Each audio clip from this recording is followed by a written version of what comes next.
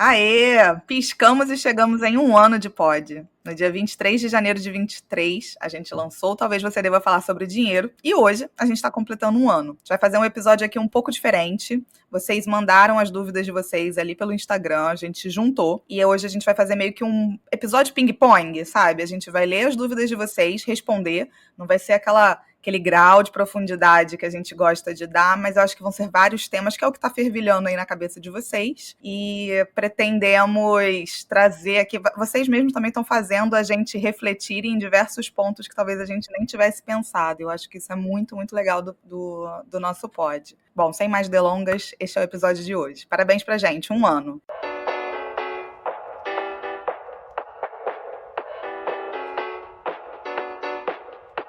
Falar sobre dinheiro é muito mais sobre as nossas escolhas do que sobre matemática. Talvez você deva falar sobre dinheiro, um podcast para quem quer alcançar a independência financeira, feito por uma carioca que já chegou lá e uma paulistana que está no caminho. Eu sou a Vitória Giroto. E eu sou a Carol Frigério. Aqui, falar de dinheiro não é tabu e a gente ama. Bora? Olá, gente, olá. Estamos aqui super animadas em ritmo de comemoração. O pod fez 1 ano. A gente vai fazer um episódio especial, como vocês já ouviram aí na introdução, mas eu acho que mais do que qualquer coisa, primeiro é a gente olhar para esse ano que passou. Aí a gente não é muito, nem eu nem a Vicky, muito ligada nas métricas aqui do podcast. Acho que vocês já devem ter percebido, a gente divulga pouco ele. Talvez eu divulgue bastante nos stories, porque eu gosto desse bate-bola, mas se entrar no nosso feed, não tem quase nada. E a gente ficou muito surpresa que em apenas 1 ano, a gente não tá falando sozinha, de fato, né? Vocês estão ouvindo. A Vicky acabou de entrar aqui no Anchor, essas métricas, elas estão crescendo organicamente dia após dia, o que significa que vocês não só estão ouvindo, como provavelmente estão encaminhando para outras pessoas. Então essa conversa definitivamente não deve estar acabando aqui, o que deixa a gente absurdamente feliz. Já são, acho que mais de 1.100, a Vicky pode complementar aí, mais de 1.100 pessoas seguindo só no Spotify, fora as outras plataformas, mais de 20 mil plays, ou seja, mais de 20 mil vezes ouvindo a gente.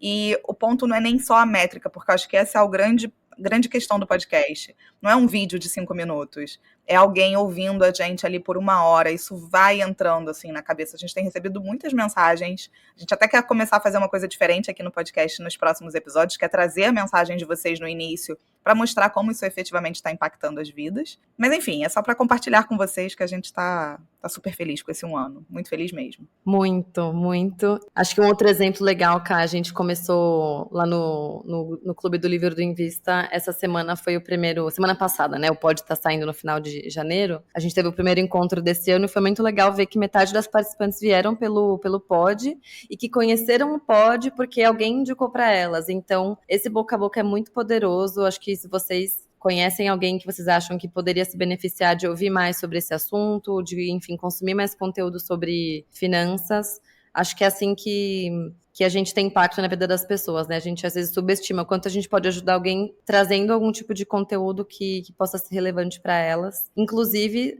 antes da gente começar, queria já fazer um pedido que normalmente a gente faz no final. A Carol falou, a gente tá com mais de 1.000 seguidores no Spotify, então se vocês ainda não seguem a gente, e dá para seguir em outras plataformas também, mas acho que Spotify acaba sendo a mais usada normalmente, dá para seguir a gente por lá, assim vocês recebem uma notificação sempre que sai um episódio novo. Se vocês não deram 5 estrelinhas, deem lá, por favor, porque acho que tudo isso ajuda a gente a chegar mais longe, ter mais visibilidade e conseguir atingir mais pessoas. Então, se vocês quiserem dar um presente de 1 ano pra gente, isso custa 0 e dura 10 segundos e vai fazer a gente muito feliz e pode ajudar outras pessoas. Então agora, sem mais delongas, a gente quer trazer algumas perguntas que surgiram na caixinha da Carol. Ela falou, né? A gente não posta muito, mas ela posta muito mais do que eu. Então, ela interagiu bastante com vários ouvintes no Instagram e a gente recebeu várias dúvidas bem legais, né, Cá? Só para começo de conversa, esses temas eles são totalmente aleatórios, então hoje vai ser um episódio aleatório mesmo. Eu simplesmente abri uma caixinha e falei, o que vem na cabeça de vocês de dúvidas que vocês gostariam que a gente falasse sobre? Então, veio da parte de investimento, da parte psicológica, da parte, eventualmente, de dívida, veio de tudo, tá? Hoje vai ser meio que um pupurri. Se a gente entender que a gente tá precisando gastar mais tempo, a gente faz depois um episódio só para isso. Anota aí na hora que vocês tiverem alguma dúvida, manda aqui pela plataforma do Spotify ou pelo Instagram de qualquer uma das duas. A gente faz sim a coletânea de todas essas dúvidas, tá? Não é à toa que a gente tá aqui hoje justamente falando sobre isso. Bom, vamos lá. Para abrir aqui a conversa, eu não vou falar o nome das pessoas, vou manter aqui o anonimato de quem mandou, mas para começo de conversa, a primeira pergunta foi: falar sobre dinheiro significa abrir valores para qualquer um? Achei essa pergunta excelente, porque ela já vai dando tom aqui, inclusive o nosso podcast é sobre isso, mas e aí, é para falar com qualquer um? Eu tenho uma opinião, acho que bem já formada sobre isso, mas eu vi que eu vou te ouvir primeiro, depois eu falo a minha. Com qualquer um é meio complicado, né? Assim, eu acho que né, no casal, sim, ponto, na minha opinião, porque, sei lá, acho que é um nível de intimidade necessário e acho que essencial para conseguir planejar as coisas, né? Com amigos, assim, aqui é difícil falar porque eu não conheço os amigos, né? A gente não conhece em quem vocês estão pensando. Eu vou falar de mim, assim, com amigos próximos eu abro, minhas amigas mais próximas são, sei lá, 4, 5 mulheres, a gente abre até porque a gente fala de negociar salário, a gente fala de cara, vamos planejar uma viagem. Tipo, a gente acaba tendo que entender o que é muito, o que é pouco, né? O que pouco para algumas é uma viagem de R$1.000, para outras é uma de 5.000. Tipo, a gente acaba falando de valores na hora de gastar. Então, putz, vamos falar de valores na hora de ganhar pra gente entender o que realmente é a realidade de cada uma. E agora, assim, com qualquer um, tipo, um colega, tipo, quanto você ganha? Ou perguntar, cara, quanto você pagou no seu apartamento? Ou, nossa, sei lá, quanto que você pagou nesse carro?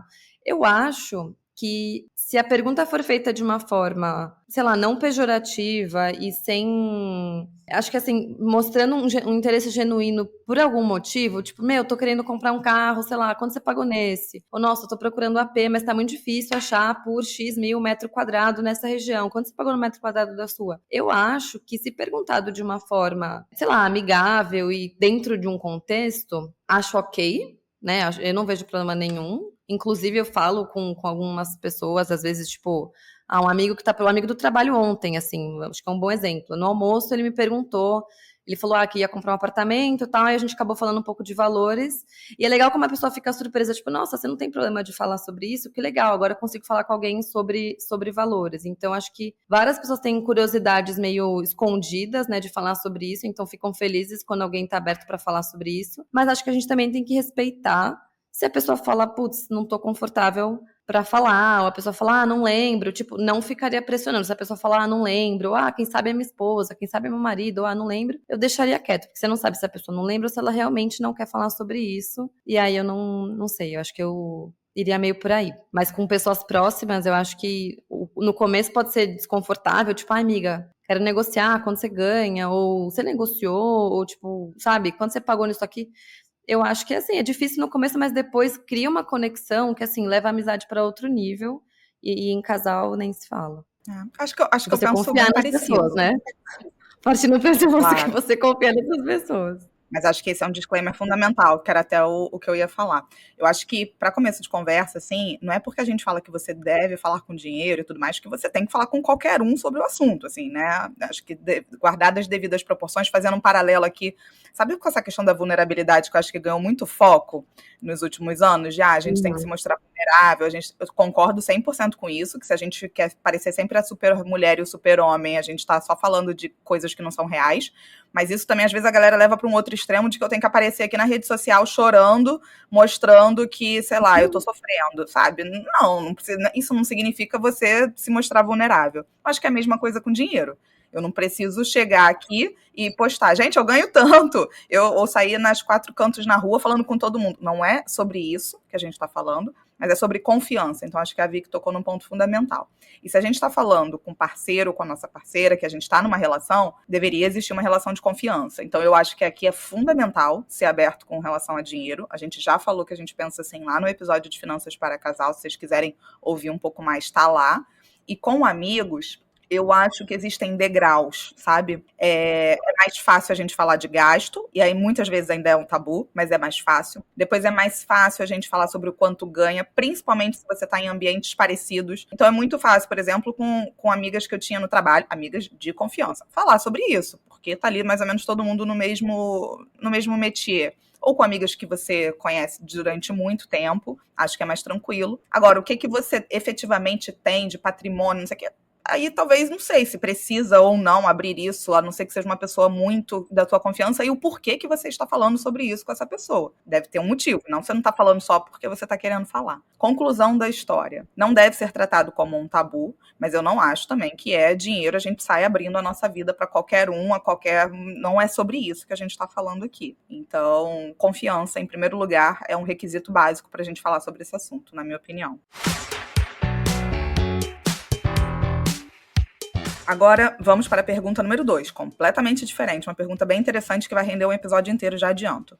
Usar 1,5% do patrimônio ao ano é tranquilo? Dá também para crescer? Gente, eu vou tentar ser o mais sucinto aqui, mas vamos fazer um episódio sobre isso, tá? O quanto que é preciso para viver de renda, eu sei que essas dúvidas pairam bastante no ar, já fazendo um disclaimer, eu tenho uma newsletter, já fiz um artigo sobre isso, quem quiser, vou deixar até o link aqui hoje, mas 1,5% do patrimônio, o que ele tá querendo aqui, só para todo mundo entender? Beleza, vamos supor lá, tem R$1 milhão investidos. Se eu tirar 1,5% disso ao ano, meu patrimônio vai acabar? Em tese, segundo diversos estudos que a gente tem, que já foram feitos lá fora, não temos um estudo desse tão robusto no Brasil, é verdade, mas a gente poderia sacar até 4% do nosso patrimônio. Isso é uma regra de bolsa, tem algumas limitações, mas o que eu quero dizer é, 1,5% é bem pequeno, perto desse 4% que já tem bastante margem de segurança. Não vou entrar aqui no porquê que tem bastante margem de segurança, de novo, isso rende um episódio inteiro, mas é importante a gente começar a ter esses números na cabeça,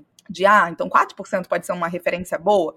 Pode ser uma referência boa porque você vai manter esse patrimônio ao longo da vida, você vai sacar 4% reajustado pela inflação para manter esse patrimônio ao longo da vida. Se você estiver sacando 1,5%, o que você está colocando aí? Um grau de conservadorismo muito grande, que ok, algumas pessoas podem se sentir ok com isso, mas é 1,5% que você está sacando e o seu rendimento provavelmente vai ser maior do que esse se ele tiver aplicado bem. Então você está sacando, mas o seu bolo está aumentando numa proporção que você, quando for para o caixão, vai levar muito dinheiro. Então a gente entender esses números é fundamental quando a gente está investindo para acumular patrimônio, para até entender o grau de esforço mesmo. Então, assim, de forma prática, 1,5 tende a ser extremamente conservador, a não ser que você queira sacar 1,5 e ainda aumentar o seu patrimônio por algum motivo, né? Só que daí você não está na fase de usufruição, você está na fase de acumulação. Então eu nem recomendaria sacar nada, deixaria o bolo crescer e acabou. Não sei, Vicky, o que você quer acrescentar alguma coisa? Ou... eu acho que eu só sublinharia que o que a gente tem que pensar é quanto que vai render esse dinheiro por ano versus quanto você vai tirar, porque acho que se ele vai acabar um dia, é um resultado dessa continha. Então, tipo, se esse dinheiro tá parado na sua conta, um dia ele vai acabar, né? E se for 1% ao ano, aí você vê um e meio, né? Então, se fosse 1%, em 100 anos esse dinheiro acabaria. Você vai pegar 1% dele todo ano. Se for 5%, vai acabar em 20 anos. Então, se ele não tiver aplicado, uma hora ele vai acabar. Se ele tiver aplicado, é o que a Carol falou. Tipo, quanto que isso vai render ao ano? Putz, se vai render 4%, você vai tirar 1,5%, o seu bolo ainda está crescendo todo ano. Só que ele vai crescer, ao invés de 4%, ele vai crescer 4 menos 1,5%, porque você tirou uma parte, mas o que você tirou ainda é menor do que o que você ganhou com a rentabilidade. Então, acho que essa é a conta que você tem que pensar, até para entender se você está sendo muito conservador e pode tirar um pouquinho a mais. Às vezes você está super preocupado, nossa, mas como é que eu vou fazer para conseguir viver com essa porcentagem? Talvez você consiga tirar um pouquinho a mais, talvez você, e assim, imaginando que a pessoa que já tem um bom patrimônio investido, talvez já tenha mais conhecimento sobre os seus investimentos, né? Já tenha noção de quanto que está rendendo, se estiver aplicado, né? Eu estou partindo desse pressuposto. Mas se não, aí acho que é um bom momento de entender quanto que está rendendo a sua carteira no total, e não algum título ou outro. Porque acho que isso é uma coisa, talvez seja mais, assim, menos comum, da pessoa ver a carteira dela como um todo, e não só o rendimento de alguns dos títulos separadamente. E um ponto fundamental, tá? Que eu acho que eu não dei a ênfase necessária. Aqui a gente está falando de rentabilidade real, então é sacar esses 4%, exatamente, porque a gente está pressupondo que seria um rendimento que você poderia ter ali ao longo do tempo, já descontado a inflação. Por favor, não façam a matemática que 99% das pessoas fazem, que é, opa, Selic está em 12%, mais ou menos 1% ao mês, opa, então eu estou ganhando 12% ao ano, eu posso sacar não 1% ao ano, eu posso sacar 1% ao mês, vai acabar o dinheiro mais breve do que o que vocês pensam. Então, de novo, aqui a ideia é a gente dar uma coisa mais superficial, mas 1,5% tende a ser uma taxa conservadora quando a gente já está na fase de usufruição, bem conservadora, na verdade. Vamos para a próxima. Investir todo mês é investir todo mês em algo diferente? Tem opções de reinvestimento sem ser em fundo? Excelente pergunta essa daqui, no sentido da gente às vezes acha isso, né? Eu tô investindo todo mês. Então todo mês eu preciso estar fazendo ali alguma coisa diferente. Um mês eu vou para A, outro mês eu vou para B, tô aqui colocando a minha carteira cheia de coisas diferentes. Não necessariamente. Aliás, tendo a achar que, pelo contrário, você pode ali definir a estratégia, você vai seguir ela por um bom tempo, talvez não para sempre, porque a gente vai mudando como investidor, mas não é uma coisa que não deveria ser tão animado quanto vocês pensam que deveria ser, assim, é um processo que a gente gasta muito tempo no início, mas depois tende a ser meio monótono mesmo. E não é só em fundo que a gente pode fazer investimento automático, não, inclusive no Tesouro também existe opção de investimento automático, mas eu acho até que independente do fazer automático ou não, a gente pode simplificar até essa automação. Se eu não estou confortável de escolher antes para qual investimento vai, eu posso fazer uma automação para esse dinheiro só sair da frente da minha conta, de repente que vá para a conta da corretora ou que vá para a conta do banco que eu invisto, não sei, depois eu decido, mas eu tenho várias formas de automatizar esse processo, e não é só via fundo, não é. De novo, vou sublinhar o que você falou, que não é que é meio monótono, acho que é muito monótono. Acho que o processo de escolher onde você vai investir, realmente, né, você tem que entender para que você está investindo, que tipo de investimento te deixa mais confortável, entender os custos, blá, blá, blá. E depois disso, é executar, é conseguir continuar fazendo todo mês. Agora eu vou dar um exemplo um pouco mais palpável. Vamos supor, tipo, hoje eu estou investindo todo mês, eu ponho em Selic, eu ponho em alguns títulos de tesouro direto e em 2 tipos de ETF só. Tipo, meio que todo mês eu faço a mesma receitinha de bolo. Agora, quando que eu acho que... Não, honestamente, não acho que faz muita diferença a pessoa falar, esse mês eu vou pôr nesse título, no mês seguinte eu vou pôr no outro, e aí meio que, tipo, ficar fazendo essa... Tipo, alternando, sabe? Tipo, se eu sempre ponho em 4 títulos, tudo bem você colocar todo mês no 1, depois no 2, depois no 3, depois no 4, e aí recomeçar. Agora, a única ressalva que eu faria é, por exemplo, a gente já falou do Tesouro Renda Mais, então... se você fez lá um simulador, na verdade não só para o Renda Mais, acho que para qualquer título de renda fixa.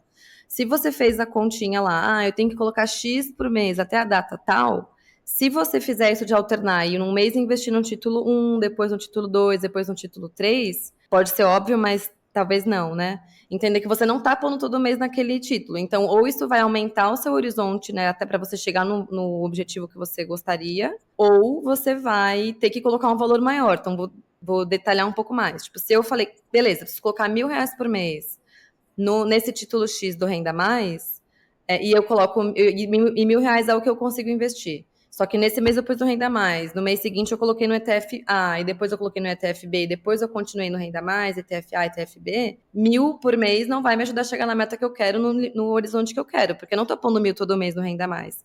Então, acho que é só essa continha que a gente tem que ver para entender, tipo, se isso, do jeito que você está investindo, você vai conseguir chegar nos objetivos que você, nos horizontes que você traçou, mas não tem uma regra. Acho que o importante é o que a gente falou de escolher onde você vai pôr e depois continuar colocando todo mês naquilo lá. Tipo, você não vai ao shopping todo mês, né? Tipo, deixa eu ver o que eu vou comprar e aí procurar no site da corretora, né? Tem gente que faz isso, mas assim, não é necessário, na verdade, acho que não é nem recomendado, sabe? Porque não é uma estratégia isso, né? Eu brinco que é igual você entrar no mercado, você não vai passar por todas as gôndolas, você vai naquela que você já sabe o que você precisa comprar. É a mesma coisa. E só um ponto, que eu já ouvi algumas pessoas falando isso, e talvez a gente, Vicky, por ter, né, um histórico de ter salário mensal, a gente pensa nisso no aporte de todo mês, que faz sentido para a maior parte das pessoas. Mas para quem tem uma renda que oscila muito, e vão ter meses que já está até programado, que eventualmente não vai conseguir investir, pensa o seguinte, eu preciso ter uma meta, um boleto que seja, que eu vou pagar para esse investimento ao longo de um ano, ou ao longo de 3 meses, ou ao longo de 6 meses, cada um tem o seu horizonte aí. E você tem que só saber se você está recheando esse potinho. Qual é o tamanho desse pote que você quer rechear e se você está recheando. Então, não necessariamente precisa ser todo mês, mas você precisa garantir que aquilo que você estimou que você precisaria de aplicação vai ser concretizado. E, de novo, gente, a gente tem que sim gastar tempo na hora de elaborar essa estratégia, na hora de elaborar esse plano, na hora de pensar como a gente vai fazer. Uma vez isso elaborado e equacionado, depois não deveria ser assim todo mês uma coisa nova para se pensar não, tá? De tempos em tempos é que a gente vai reavaliar essa estratégia. Beleza, partindo para a próxima. Vicky, acho que essa daqui eu vou responder de novo de primeira e depois a gente alterna. Só porque essa daqui, especificamente, Não, acho que tem bastante conexão com as coisas que eu acabo falando e vai ser uma oportunidade aqui de também não ser mal interpretada, que eu acho que às vezes as pessoas interpretam errado as coisas. Vamos lá. PDV vai abrir este mês na empresa. Muita vontade de sair. Bom, não é uma pergunta, acho que foi um desabafo. Mas o que é PDV? Fala aí, só para todo mundo. PDV é um plano de demissão voluntária, onde você às vezes leva, às vezes não, né? Normalmente você vai levar uma boladinha ali ou alguma coisa para poder pedir essa demissão. Então a empresa quer incentivar que pessoas peçam demissão, ela incentiva isso financeiramente e fica ali todo mundo que está doido para meter o pé, pensando, ai meu Deus, acho que agora é a hora e tal, e fica aquela tentação. Não foi uma pergunta, foi um desabafo, mas acho que é um desabafo que merece ser falado. Gente, eu sou a última pessoa que vai incentivar alguém, sabe, chuta o balde e depois você vê no que vai dar. Eu não sou essa pessoa. Então, se alguém tá querendo, sei lá, um tapinha de tipo, vai que vai dar tudo certo, etc., eu não sou essa pessoa. Também não sou a pessoa que acha que você precisa alcançar a independência financeira. Então, não sou essa pessoa nem de um extremo de vamos ver, faz ali e vai ver no que vai dar, e nem do outro extremo que você tem que atingir a independência financeira para trabalhar de uma forma mais satisfatória, tá, gente? Assim, não precisa nem ser um extremo e nem ser outro. O que eu acho que todo mundo precisa? Quais são os seus planos? Então, assim, eu não vou entrar aqui, porque isso aqui vai virar um episódio de autoconhecimento, se conheça, vai ver o que você quer. Não é minha pegada, não sou especialista no assunto. Mas, se você está com vontade de sair da empresa, o que te impede e o que te motiva, e faça as contas. E precisa atingir a independência financeira, gente, para começar a viver? Não, sabe? Assim, eu vou gritar isso 500 vezes, porque senão parece... Eu vejo uma legião de pessoas muito...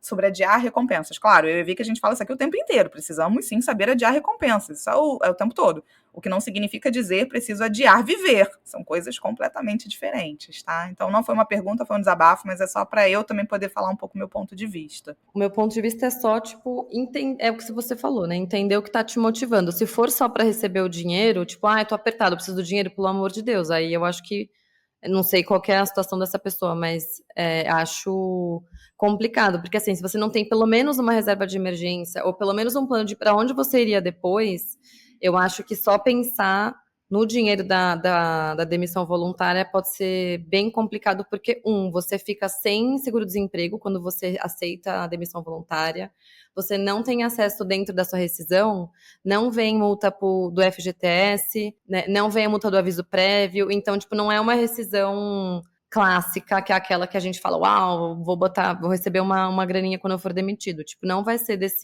tem componentes da rescisão normal que não vão estar nessa rescisão que você tiver. E esse negócio de não ter seguro-desemprego, caso você não tenha uma reserva de emergência, você pode estar dando um tiro no pé, né? Você pode estar olhando muito para o curto prazo. Agora, se você fala, já tenho reserva de emergência, tenho mais do que reserva de emergência, já tenho uma grana guardada, eu já queria sair, eu já tô aqui fazendo algumas entrevistas, pensando em outros lugares, ou, putz, mesmo que eu não esteja, eu quero realmente tirar um tempo off, ficar, sei lá, 1 mês, 2 meses, não sei, depois eu volto a procurar e consigo me bancar, talvez essa seja uma forma sem atrito de você sair, enfim, que ainda assim você receba algum tipo de rescisão. O meu ponto é só, tipo, faça isso de forma planejada, porque senão pode ser um baita tiro no pé. Bora para a próxima. Essa daqui eu vou falar e aí você responde essa primeiro. Escolha da profissão. Por dinheiro ou por amor? A pergunta que não quer calar. Ai, gente. A Vitória, com 20 anos, responderia por amor. Mas a Vitória de 30 anos, não vou dizer só por dinheiro puramente. Eu acho que, primeiro, a gente gosta de ter uma resposta e né, a gente gosta que alguém fale pra gente o que é pra gente fazer, porque daí pelo menos a gente pode pôr a culpa no outro se der errado. Então, assim, tem gente que só consegue fazer um grande trabalho porque tá fazendo por amor, e por fazer um grande trabalho ganha muito dinheiro. E tem gente que faz um grande trabalho por amor e não ganha, e fica dependente da família até sei lá quantos anos. E tem gente que escolheu carreira só por dinheiro e também não consegue deslanchar, e tem gente que escolheu só por dinheiro e consegue achar felicidade na vida de outras formas depois e ganha dinheiro, ou não conseguiu também. Então, assim, tem de tudo, tem de tudo. Agora, falando de forma um pouco mais pessoal, assim, eu sempre achei meio chatão, que eu fui estudar contabilidade, eu falava, nossa, que chato, tipo, não era uma coisa que eu queria fazer, não era uma coisa que eu gostava de fazer, eu fiz porque, enfim, eu fui pra faculdade de negócios porque meu pai queria, porque ele era bem assim, tipo, filha, amor não paga conta, tipo, você tem que ganhar dinheiro e tal. E eu tinha bastante rancor disso, eu falava, meu, mas aí não fui fazer o que eu gosto, talvez eu nunca tenha explorado um lado meu que eu queria e tal, mas eu sabia que seria muito mais frustrante eu fazer o que eu gosto e não conseguir parar de pé, do que eu fazer o que eu não gosto e conseguir parar de pé. Porque depois, se você parar de pé financeiramente, aí você pode ter todos os hobbies que você quiser, você pode fazer um curso extra, você pode fazer a segunda faculdade depois por amor, mas hoje, pensando, olhando para trás, eu sei que estudar o que eu estudei me abriu muitas portas que talvez eu não tivesse. Quer dizer, a minha vida teria sido completamente diferente se eu tivesse estudado, sei lá, alguma coisa de biológicas, ou queria ser estilista de moda, tipo, umas coisas nada a ver com o que eu faço hoje. Não vai dar pra saber, acho que esse é um dos desafios da vida, a gente não consegue comparar como teria sido pra poder escolher, né? Então, é assumir um risco. Mas, sei lá, pensando em se um dia eu tiver filhos e o que eu sugeriria, óbvio, acho que não é fazer um negócio que você odeia e que você quer chorar no banho todo dia de manhã e odiar a sua vida. Mas confesso que, assim, pra mim a principal preocupação é se a pessoa vai conseguir parar de pé, tipo, financeiramente depois, sabe? Porque é algo que te abre outras portas depois. Tipo, nem que seja pra você, meu, conseguir fazer o que você ama, ter os seus hobbies, pagar um psicólogo, tipo, conseguir ter um plano de saúde. Querendo ou não, quase tudo que faz a gente feliz em algum nível, seja conseguir morar num lugar, você consegue ter um teto, seja de aluguel, seja seu, né? Conseguir se locomover, conseguir, sabe, ir no mercado sem ter que contar, sabe? Essas coisas precisam de dinheiro, então a gente precisa, sei lá, eu não sei se eu tô sendo muito rígida, mas entre amor e o dinheiro, acho que é uma dicotomia que eu não gosto muito, porque acho que a gente pode achar alegria na vida e no trabalho, sem ele ser necessariamente a nossa maior paixão da vida, principalmente no começo da carreira, porque você pode primeiro ganhar seu dinheiro e depois fazer outras coisas que você realmente gosta. Mas também acho que, sei lá, tem pessoas que são muito sortudas que conseguem fazer isso, sei lá, pessoas que têm uma veia mais artística e vão fazer arquitetura e trabalham no escritório legal de arquitetura, putz, juntou o amor com o dinheiro, sabe? Eu nunca vi alguém que sempre o sonho foi trabalhar num banco e ficar mexendo na planilha o dia inteiro, mas são pessoas que têm muito dinheiro e para algumas pessoas isso é prioridade. Apesar de não ter sido o sonho delas, né, fazer aquilo. Enfim, eu gostaria de não pensar no ou preto ou branco, sabe? Acho que a vida é muito entre essas duas coisas. Sei lá, eu não gosto da. Eu acho que quando a gente é muito novo, a gente é bem idealista, né? Tipo, eu vou fazer o que eu amo, porque senão minha vida vai ser uma merda. Só que pensa que a sua vida também pode ser uma merda se você for fazer uma coisa totalmente que você ama e isso não der certo. Porque aí eu acho que pode ser uma frustração triplamente, sei lá, maior.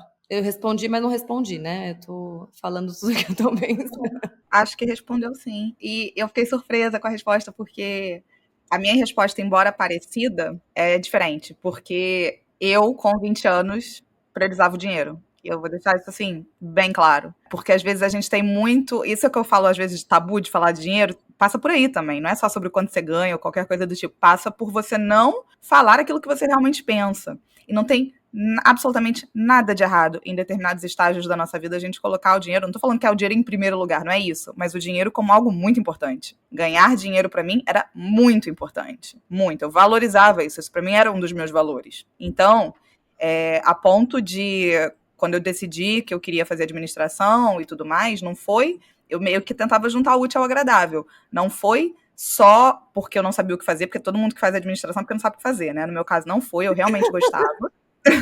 Mas eu achava que engenharia eu ia querer me tacar da parede, porque eu odiava química, física, toda essa parte. Eu não tinha maturidade para entender que aquilo seria só um pedacinho do, não ia ser o todo. Então eu falei assim, dentre isso daqui que eu gosto, esse daqui eu acho que é o que tem mais sentido. Mas espera aí, meu lado pragmático, gente, eu pegava a revista Exame, ia lá para as últimas páginas, para as páginas da Michael Page sobre recrutamento e seleção, para ver qual era a remuneração, qual era o cargo que eles estavam selecionando, para saber se a administração, beleza, ia me dar aquilo que eu gostava, mas eu também queria que o dinheiro viesse. Algumas pessoas vão me ouvir e vão falar assim, meu Deus, que louca, que pessoa que se limita na vida, né, porque não está aí no seu pleno potencial. E para mim isso não era limitação, porque para mim o dinheiro ia ser muito importante. Não era amor ou dinheiro, né, da relação do amor, ou não sei o que, mas aquilo pra mim era, eu não vou fazer uma coisa que eu odeio. Isso estava fora de cogitação, tanto que eu não fiz engenharia. Na teoria, seria mais fácil eu fazer engenharia para ganhar dinheiro do que administração. Então, era um meio termo, mas ao mesmo tempo eu valorizava dinheiro, então eu não queria ir para uma profissão onde fosse mais difícil para eu ganhar dinheiro. Isso naquele momento. Agora, com quase 40, eu já penso talvez um pouco diferente, mas eu não me arrependo absolutamente de ter pensado dessa forma. Eu acho que hoje eu me dou um pouco ao luxo. Gente, isso daqui pra mim rende um episódio inteiro, tá? Porque é um assunto que eu falo com muita gente que pensa de formatos diferentes, porque hoje é como se eu estivesse me dando ao luxo de poder fazer mais a coisa por amor e deixar o dinheiro no segundo plano. Mas por que você consegue fazer isso hoje? Você já construiu seu patrimônio antes, né? Não acho que tem que ser assim todo mundo. Mas hoje você consegue fazer isso porque você tem já uma estrutura financeira, né? É isso. Então eu não vou ser hipócrita de falar que não, eu vou fazer o que eu amo porque as coisas vão acontecer, porque eu vou usar o meu potencial máximo. Eu não vou ser hipócrita de falar isso. Eu faço isso porque eu não estou preocupada mais com o dinheiro. Então, agora, acho que esse deva ser o caminho para todo mundo? Não, esse foi o caminho que, né, a nossa geração ela aprendeu e que eu acho que é isso que a gente também tem que saber lidar, que é assim, suor, lágrima, etc, para tudo valer. Eu acho que não precisa necessariamente ser assim. Se a gente fizer isso a vida inteira, a gente vai entrar em colapso. Por outro lado, sabe assim, às vezes eu sinto só como se a gente tivesse uma hora vai para um extremo, outra hora vai para o outro. Por outro lado, a vida não é um mar de rosas também. Então, como é que a gente encontra esse caminho do meio? Então, eu sou super também disso. Como é que eu encontro esse caminho do meio? Esses dias eu estava lendo sobre isso, eu achei muito interessante porque eu acho que eu concordo mais com essa via mesmo. Esqueça esse negócio de que você deva amar o seu trabalho ou que você deva pegar um hobby e transformar num trabalho. Hobby é hobby, trabalho é trabalho. Já começa por aí. E esqueça esse assunto de que eu preciso amar, eu preciso amar. Não, você pode sim pegar algo que você tem muito talento, muito potencial e tentar unir isso ao seu trabalho, porque naturalmente isso vai se expandir. Então, sei lá, para mim era muito natural ser planejada, organizada. Então, a administração fazia todo sentido. Para mim não era um esforço ser dessa forma, entende? Então, não estou falando aqui, não, eu só poderia escolher profissões mais caxias. Não é isso. Para mim já era natural. Então, acho que a gente tem que saber usar o que eu sou boa. No que eu tenho potencial? A gente tem tanta dificuldade para entender no que a gente é boa, gente. E isso é que falta. Não é o que eu amo fazer. O que eu amo fazer, sei lá, eu amo ir à praia. Eu não vou transformar isso num trabalho, sabe? Talvez pudesse, sei lá, montasse uma barraca na praia, mega. Mas não é o caso. Assim, vocês estão entendendo o que eu tô querendo dizer. Eu preciso começar a olhar, não é só o que eu amo, é o que eu tenho potencial. Tem uma ferramenta que é muito poderosa para isso, que eu descobri por acaso, assim, depois até postei sobre isso agora recentemente, que eu estava olhando meus cadernos antigos, e eu não imaginava o poder que isso ia ter, e tá naquele Blue Zones lá, Viva 100 anos, como uma ferramenta legal, que é o Ikigai.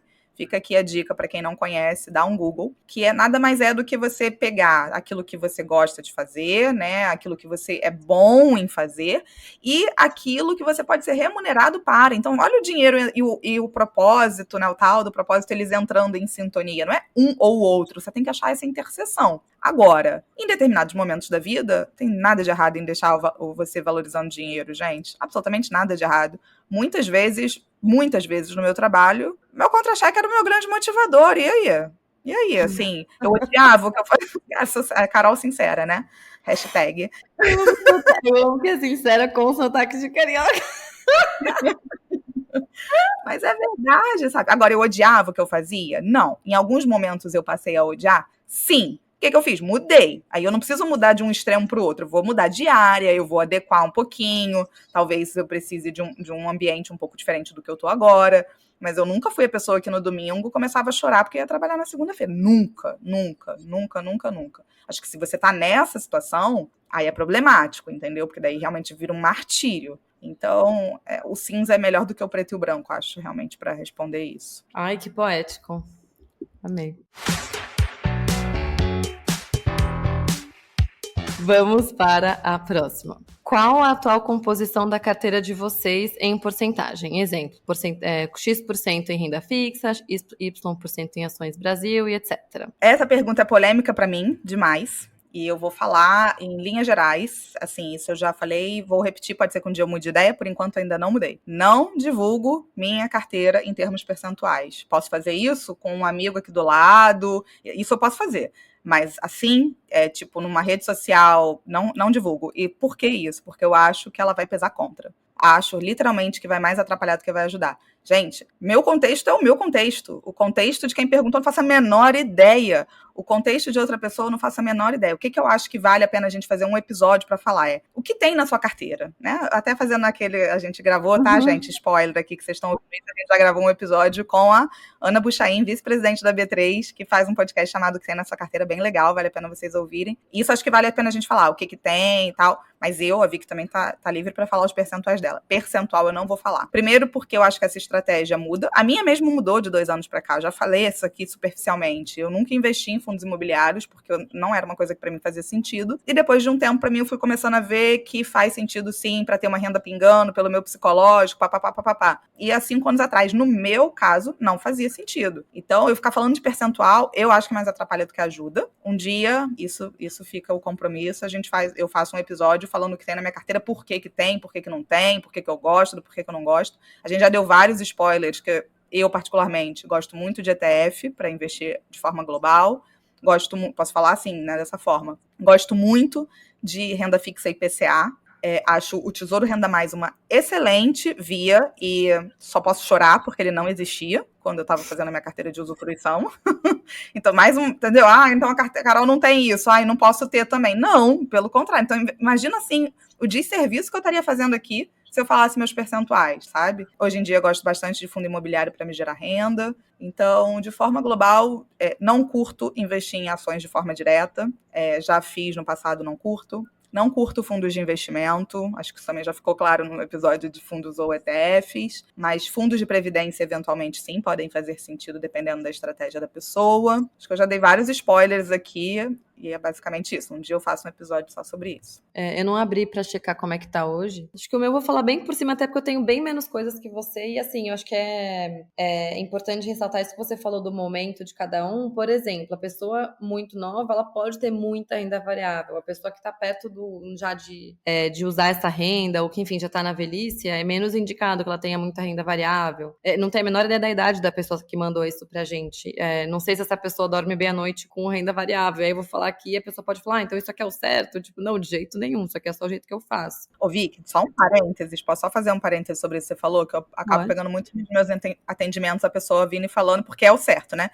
Se eu tenho muito tempo, eu tenho uma propensão maior para poder ter renda variável na minha carteira, certíssimo. Mas se você quiser, né? Que a gente já falou aqui várias vezes, mas de novo, não é porque você está começando agora que você deveria se entupir de renda variável, você nem sabe como é que você dorme com ela ainda, sabe? Uhum. Então, mas fecha parênteses. Não, mas é um ótimo ponto, assim, eu lembro que teve uma época, tava fazendo um curso pro CFP, acabei não tirando, mas eu lembro que a gente aprendeu, tipo, tem a sua possibilidade de assumir risco e a sua vontade de assumir risco. Não adianta você ter vontade se você não pode, mas se você pode, você também não é obrigado, que é o que você acabou de falar. Tirando a minha reserva de emergência da conta, o que sobra eu chutaria que, assim, que eu me lembro, tá meio 70, 20, 10. 70 renda fixa, 20 renda variável exterior e 10 renda variável Brasil. Acho que é um bom resumo, assim. E acho que a gente é bem parecida aqui. Eu não invisto em ações, eu não invisto em fundos, só que eu não tenho fundo imobiliário. O meu é tudo tesouro e ETF, assim, é bem simples, barato e prático, e não tenho 20 tipos de investimento, assim, eu tenho 4. E eu tô me sentindo super bem servida, durmo tranquila à noite e não fico acompanhando o tempo todo também, porque eu não quero ter gastrite. Acho perfeito. Eu acho que a gente é bem parecida, assim, na filosofia de investimento. É mais a questão mesmo do... Eu subestimei a parte da usufruição. Não é que eu subestimei, acho que tá certo mesmo. Acho que na hora da acumulação você tem que estar focado na acumulação e conforme você vai fazendo essa transição, começar a pensar mais. E aí, eu me sinto confortável de ir lá e sacar do meu investimento? Um cupom que eu vou receber é o suficiente? Não é? É isso que depois vai... Mas, assim, isso é um refinamento que a gente vai aprendendo com o tempo. Tem uma frase do Rodrigo Medeiros, ele até tem uma casa de análise de FIIs, inclusive eu sou assinante do relatório dele, eu gosto bastante das coisas que ele fala, até porque ele também atingiu a independência financeira, uma boa pessoa para a gente chamar aqui um dia. E ele fala, atingir a independência financeira não é só sobre atingir um número. Eu demorei para pensar assim, dessa forma que ele fala, porque eu estava na jornada, então eu não pensava sobre isso. Mas hoje, atendendo e vendo as dúvidas das pessoas, eu concordo em gênero, número e grau. Atingir a independência financeira não é só você atingir o seu número, é você atingir um determinado nível de conhecimento. Durante o processo, ele leva anos, não é à toa, você está se conhecendo como investidor, você está conhecendo sobre investimentos, você está aprendendo a lidar com esse dinheiro, e isso vai durando um tempo. Não é à toa que quando a gente ganha uma grana da loteria, ganhou um prêmio, ganhou uma herança, as pessoas colocam isso por água abaixo. Porque elas não é só sobre o número. Não é só sobre, alcancei um patrimônio que pode me permitir viver de renda, vamos supor. Maravilhoso. Mas se você não tem esse conhecimento gradual, você vai ter uma certa dificuldade para lidar com isso. Então é uma jornada mesmo. A gente não pode querer colocar a carroça na frente dos bois. Isso parte por entender que, de novo, muito cuidado quando vocês olharem, o influencer tal divulga a carteira todo mês, como é que tá performando, como é que não tá, sabe? Furada, gente, furada total. Próxima. Você analisa seus investimentos só financeiramente ou também por impacto ou algum outro critério? Gente... Vai, cara. Não, é que assim, eu vi que a gente estava até discutindo, a gente não sabe se a gente entendeu corretamente a pergunta, tá? A gente entendeu o impacto como impacto desse investimento no mundo, a gente sabe que tem, enfim, né, o ESG, diversas frentes aí que você vai investir, de repente, só em setores de empresas que fazem algum tipo de... agregam alguma coisa no mundo, e aqui, sendo sincera, eu reescolho meus investimentos perante como eu acho que eles funcionam, a rentabilidade que vai me dar e o quanto me sinto confortável com isso. Pelo menos até agora ainda não é um critério para mim essas outras práticas. ESG, para quem não sabe, né, como é que é em português? Environmental, social, como é que é? Meio ambiente, a parte social, a parte de governança. Até o momento não entram nos meus critérios, sendo bem sincera. Nos meus também não, e no caso, os investimentos, os ETFs que eu tenho, eles não têm nenhum viés de impacto, eles são tipo S&P, Bovespa e tal, mas eu sei que existem alguns, existem ETFs de coisa, né, de empresas ESG, existem fundos de empresas ESG, então acho que é bem possível que eu invista, né, que eles façam parte da minha carteira a partir de, sei lá, daqui a um tempo. Acho muito legal a ideia, mas hoje eu estaria mentindo se eu falasse que eu faço isso, né, só para ficar bonita na foto, assim, não faço não. Como protegem as suas carteiras do risco Brasil? Investem em ativos internacionais? Fala aí, Vika, acho que você já deu um spoiler, né? Mas... Meu spoiler é que sim, a maior parte do que eu tenho de renda variável, que também não é muito, mas o que eu tenho, a maior parte é de ETFs de fora do Brasil, né, de empresas gringas. Aqui, só queria tirar um zoom também, rapidinho, antes de você falar, Ká. Isso de proteger do risco Brasil, para quem talvez não entenda exatamente o que isso quer dizer, é que, poxa, a gente está no Brasil, faz sentido você falar, vou investir na Bolsa de Valores. A Bolsa de Valores do meu país é aqui, vou comprar, né, ações das empresas daqui. Mas a partir do momento que a gente tem acesso a investimentos de fora do nosso país, a gente não tem um motivo, do ponto de vista de gerir um portfólio, não tem um motivo racional para você só investir dentro do seu país. Agora que você consegue comprar ETFs, consegue comprar ações de países do mundo todo, de empresas do mundo todo, aí a gente consegue começar a pensar como investidor global. Acho que é meio chique demais, fancy essa expressão, mas é verdade, assim, a partir do momento que você pode colocar outros investimentos na sua carteira que não são do seu país, tem um conceito que chama home bias. Eu não sei em português, sei lá, viés do seu país, não sei. Que a gente está acostumado a olhar para os investimentos, para as empresas que estão aqui, mas se você fosse um alienígena chegando na Terra hoje e falando, eu vou fazer a melhor carteira de investimentos possível, você não ia comprar só investimentos do Brasil. Você ia ver onde estão os melhores investimentos, onde estão os mercados que crescem no longo prazo, onde estão os países que têm as melhores empresas. Queria só deixar aqui essa provocação de pensar nisso, né? De que a partir do momento que a gente tem acesso a esses outros investimentos, seja pelas contas que a gente consegue abrir conta agora de forma muito mais fácil no Brasil, mas contas no exterior, ou a partir do momento que a gente tem acesso a esses ETFs, essas ações, ou BDRs, enfim, de ações de empresas gringas aqui, é bom a gente começar a pensar nisso, né? Tipo, não existem investimentos bons só no Brasil. Na verdade, muito pelo contrário, existem investimentos muito melhores do que os brasileiros lá fora, então achei uma pergunta bem legal. Eu também. Só para quem talvez esteja um pouco perdido aí nos termos que eu e a Vic tem usado, a gente fez um episódio sobre ETFs, tá? Fundos ou ETFs, onde a gente explica bastante como isso funciona. Então, se você não tá sabendo muito bem o que a gente tá falando, vai lá ouvir. E eu também, no meu caso, como que eu me protejo do risco Brasil é investindo no exterior. E investindo no exterior é mais fácil do que a gente acha que é. Eu acho que não é assim, vou começar a investir sem nunca ter olhado sobre o assunto. Acho que não é bem assim. Tem nuances ali de eventuais impostos de heranças, da regra de tributação. Tem nuances, sim. Mas eu acho que é muito, muito salutar a gente se proteger do risco Brasil. E a única forma de se proteger do risco Brasil, na minha opinião, é tendo parte do patrimônio fora. O quanto aí fica a cargo de qualquer um. Indo pro próximo aqui, que eu já também adianto, isso aqui vai render um episódio inteiro, tá? Então a gente vai ser bem sucinta, mas um dia a gente vai fazer um episódio só sobre isso, que é... Vocês já viram, né? A gente tá partindo até um ping-pong danado aqui, porque são assuntos bem aleatórios. Imóvel, para alugar ou para investir? Qual o melhor para alcançar a independência financeira e o que fizeram? Aqui na pergunta ela nem colocou o que eu achei que fosse vir, que era alugar ou financiar, que é aquela pergunta clássica, estava escrito aqui alugar versus investimentos, não sei exatamente se é tipo pegar o meu dinheiro, eu não entendi exatamente qual é a tônica, mas dá um episódio inteiro sobre vale a pena alugar, vale a pena financiar, não vale e tudo mais. De novo, gente, na internet o que a gente mais tem é vale a pena alugar, vale a pena isso, depende. Eu sei que não é a resposta que vocês querem ouvir, mas é a resposta que eu posso dar. Depende. Qual é a taxa do financiamento que você vai conseguir? Dependendo do teu vínculo empregatício, essas taxas são completamente diferentes da relação que você tem com o banco e tudo mais. Não é todo mundo que vai conseguir taxas boas de financiamento, como às vezes a gente ouve por aí, tá? Não é. 2. Qual é o preço do aluguel nessa região que você está vendo versus o valor desse imóvel? Porque é isso que vai definir se vale mais a pena alugar ou não. Às vezes o aluguel está muito barato em relação ao imóvel, às vezes não está. Só que daí a gente tem uma variável do futuro. Qual é a expectativa de valorização, eventualmente, desse imóvel? Bola de cristal, eu sei, mas isso é uma das coisas. Eu acho, lendo aqui, eu acho que ela quis dizer, tipo, compra um imóvel para alugar e ter renda ou investir. Qual o melhor para alcançar a independência financeira? Será que não é isso? Porque, tipo, para alcançar a independência qual a melhor forma de potencializar minha renda, sabe? Talvez possa ser, e essa até também acho que cabe nesse episódio que a gente fizer, porque se você perguntar para o meu avô, já falecido, ele vai falar construindo, colocando tijolo, né? Que era literalmente o que ele fazia. Pegava um tijolo, colocava em cima do outro, passava o cimento, construía a casa, alugava e dessa forma ele obtinha renda. Se você perguntar para o meu pai, talvez meio do caminho.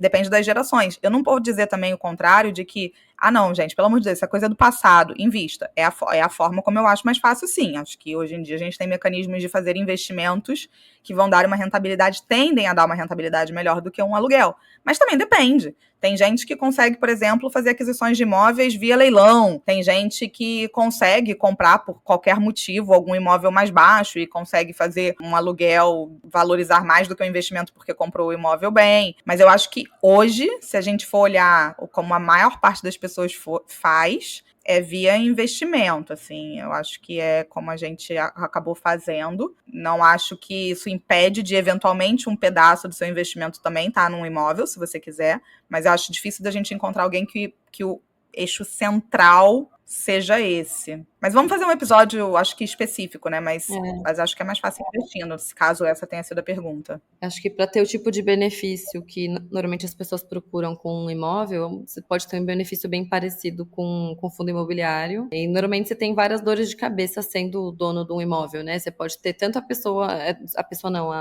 o imóvel vazio por um tempo, então você tem o risco de vacância, mas também pode ter um inquilino folgado, que te dá dor de cabeça, que prejudica, que depreda seu imóvel, sei lá. Então, mas para algumas pessoas, tem gente que não se incomoda com isso e tem capital para investir, então, ok, né? Sei lá, eu acho que, não sei se eu vou agregar muito aqui, porque eu não fiz nenhuma das duas coisas e eu acho que eu não gostaria de ter essa dor de cabeça. A gente vai fazer assim, esse daí ainda não tá agendado, então, mas se tudo der certo, a gente vai fazer, então eu vou falar, que é com a Rita Pissarra. Eu só mandei a mensagem, ela topou e tal, mas a gente ainda não chegou a agendar. A Rita Pissarra, ela foi CFO da Microsoft e ela se aposentou aos 44 anos em Portugal.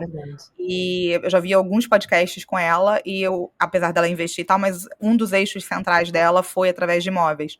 Só que é muito peculiar, por isso que eu falo assim, depende muito do contexto. Ela pegou o boom imobiliário que aconteceu em Portugal. Então, ela comprou os imóveis bem baratos, pegou toda a valorização e uma boa parte da renda dela vem através dos aluguéis. Mas é mais difícil a gente achar assim. Vamos para a próxima? Vamos.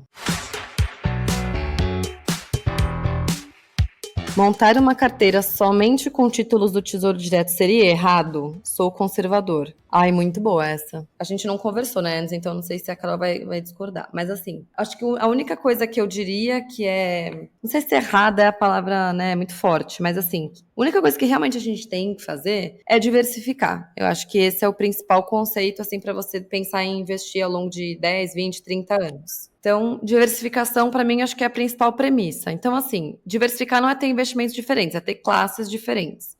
Dentro do Tesouro Direto, apesar de serem todos títulos de renda fixa, você tem classes diferentes de ativos lá dentro. Você tem títulos pós-fixados, você tem pré-fixados, você tem misto, né, que no caso é o IPCA+. Então, assim, só pensando nesses três, você já tem 3 classes diferentes. Se você diz que é conservador e você vai ficar super incomodado de ter ações na sua carteira, quem vai encher o seu saco te obrigando a ter ações ou te obrigando a ter renda variável, sabe? Eu acho que dá para você ser super bem servido tendo diferentes títulos do Tesouro, pensando sempre que um deles é o específico para reserva de emergência e aí não precisa diversificar. Aí pensando no longo prazo, vou chover no molhado, né? Tem o IPCA+, tem o Tesouro Renda Mais, tem o prefixados curtos, que eu acho que, ok, não vejo problema nenhum, muito pelo contrário. Então, assim, dá para você ter uma carteira bonitinha e colocar o seu patrimônio, né, no Tesouro Direto, se você colocar nos títulos que fazem sentido, né, com horizontes de vencimento diferentes, entendendo como eles funcionam. E, assim, é muito melhor isso do que você colocar em ações, sei lá, vem um momento de... E não precisa nem ser de crise, pode ser, sei lá, um mês que a bolsa caiu 15%. Você se desesperar e ter uma gastrite, ou de se desesperar e sacar tudo e realizar essa perda e, né, e sair comendo o dinheiro que você entrou. Eu prefiro que você faça isso do que você fazer alguma coisa que vai te deixar mal ou não investir, né? Então, eu acho que assim, errado não é. Não, eu acho zero errado.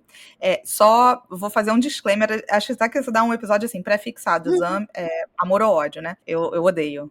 Já deixo aqui, assim, eu não curto, nem os curtos. Eu acho bem arriscados, sabe? Acho que a gente pode até fazer. Não acho tão conservador assim, mas o Tesouro Direto no geral, IPCA+, pós-fixado, para mim, eu só diria assim, o ser conservador, é possível você ser conservador mesmo na renda fixa, com alguns outros, talvez, produtos fora do Tesouro Direto. Uhum. CDBs, que tem a garantia do FGC, LCI, LCA, que também tem a garantia do FGC, que eventualmente podem ser que te supram melhor até por terem prazos um pouco menores, taxas um tiquinho maiores, e ainda assim é um grau de conservadorismo bem grande. Agora, errado de estar só no Tesouro Direto? Definitivamente não está errado. Errado está quem não investe, na minha opinião, mas investindo tá tudo bem. Só toma cuidado para não, às vezes, a gente não se rotular e a gente se rotula assim, né? Então, sou conservador. Limita, né? Exatamente. O fato de você ser conservador não significa que você só deva investir no Tesouro Direto. Mas o fato de você investir no Tesouro Direto não significa dizer que você está errado. Acho que é mais por aí. Falou tudo. Então, a próxima aqui. Aqui veio pelo direct. Sobre o episódio do Renda Mais, eu fiquei com uma dúvida. Para quem...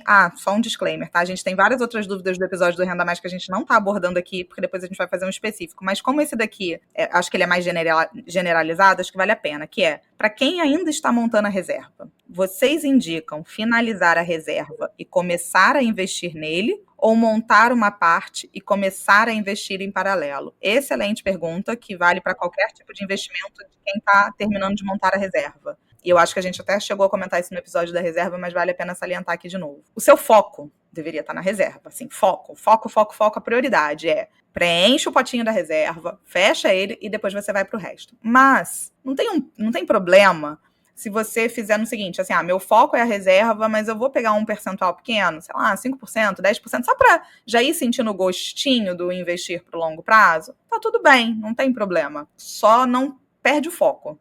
Eu acho que é só esse o recado, assim, não tem problema, mas não perde o foco. E, na minha opinião, pelo menos metade da reserva tem que ser a prioridade total, assim, prioridade total, até você atingir a metade da sua reserva, você não deveria estar mirando em outras coisas, tá? Aí é opinião, não tem nenhum livro que você vai encontrar isso, é uma opinião pessoal mesmo. Eu diria que, assim, pensando em, o que eu devo fazer? Sei lá, se eu fosse falar, tipo, tem uma regra, na minha cabeça, a regra é, tipo, termina a reserva, porque, por definição, ela tá aí pra te ajudar caso aconteça alguma coisa. Então, acho que ela é meio que a boia, sabe no avião, que coloca a máscara primeiro em você e depois na criança? É, tipo, botar a máscara em você e terminar a reserva de emergência. Eu só investiria e faria isso que a Carol falou, de ir colocando um pouquinho em outras coisas, se, vamos supor que falta, sei lá, X anos pra você terminar a reserva, e você tá muito ansioso e, tipo, tá com aquele faniquito. Tem gente que fica ansioso pra investir em outras coisas, e tem gente que não. Tem gente que fala, meu plano é terminar a reserva no ano tal, então eu vou fazer isso até lá, ok. E tem gente que fica se coçando. Se você estiver se coçando pra investir, daí beleza, faz isso que a Carol falou. Mas se você falar, putz, eu só queria que alguém me falasse que não, tá tudo bem eu terminar minha reserva primeiro, não estou fazendo errado, então estou aqui te dizendo que tá tudo bem. Eu endosso. Exato. Porque, assim, se a sua ansiedade for de tipo, eu preciso começar agora, porque senão vai ficar muito tarde, ou porque eu preciso começar logo, porque eu já tá tarde, sei lá, cara, pensa que o tanto que você vai conseguir colocar hoje no Tesouro Renda Mais, dado que seu foco é a reserva, é provavelmente um valor pequeno, que não é o que vai fazer você bater o valor do Renda mais rápido. Então, eu faria, né, foco total na reserva, termina, aí foco total no Renda Mais, que vai poder colocar muito mais, e vai te dar uma sensação de prazer talvez muito maior, mas, enfim, as duas falaram aqui que, tipo, tudo bem colocar se for um pouquinho, mas só se realmente você estivesse coçando demais, senão tá tudo certo terminar a reserva primeiro, inclusive eu preferiria isso. Eu não sei como a gente conseguiu isso, porque eu realmente não achava que a gente milagre. Mas a gente passou.